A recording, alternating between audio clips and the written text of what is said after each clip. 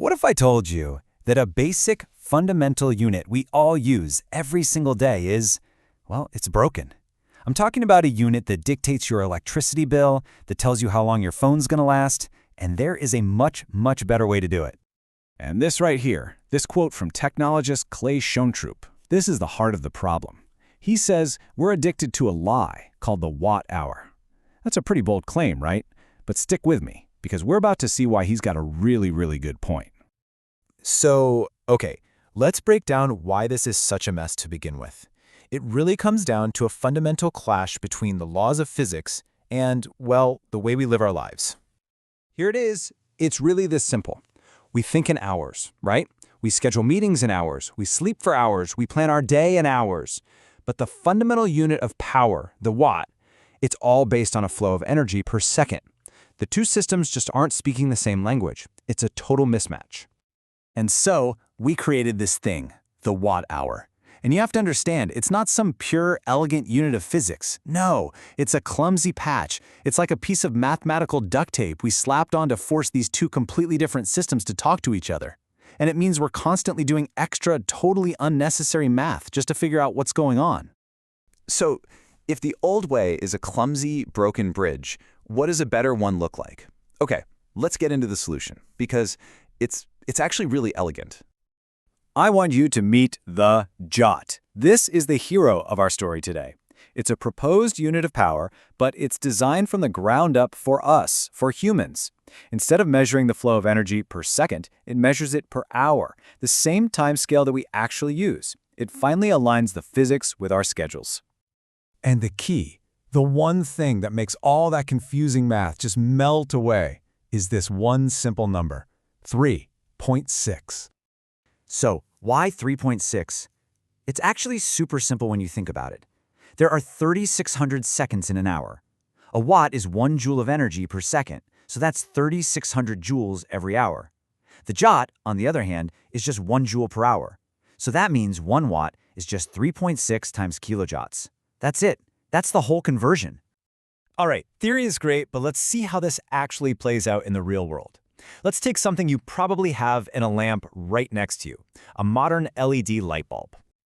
Okay, you go to the store, you buy a bright LED bulb, and what does the box say? It says 100 watt equivalent. This is, and I'm not kidding, an outright lie. It's labeling a brand new, super efficient technology based on the old, inefficient thing it replaced. Imagine selling an electric car and calling it a 20-gallon tank equivalent. It's completely meaningless. And here's the ridiculous math that comes with that lie. The label says 100 watts, but the bulb really only uses 14 watts. So to figure out the energy you'll use in 10 hours, you have to multiply 14 by 10 to get 140 watt-hours. You're using a weird, clunky unit based on information that wasn't even true to begin with. It's a mess. The Jot system just gets rid of all that noise. It's so simple. The approach is just to be truthful. Brightness is brightness. Power is power. No more ghosts of old dead technology haunting our packaging. Now just look at this. Isn't that better? It is so clean. The bulb's brightness is 1600 lumens. The power it uses is 50 kilojoules. So if you run it for 10 hours, what's the math? 50 times 10, that's 500. 500 kilojoules of energy. Rate times time equals amount. It's simple, it's intuitive, and it's honest. Okay, let's tackle another huge source of frustration for basically everyone with a smartphone: figuring out how long a battery pack will actually last. This is one of my biggest pet peeves.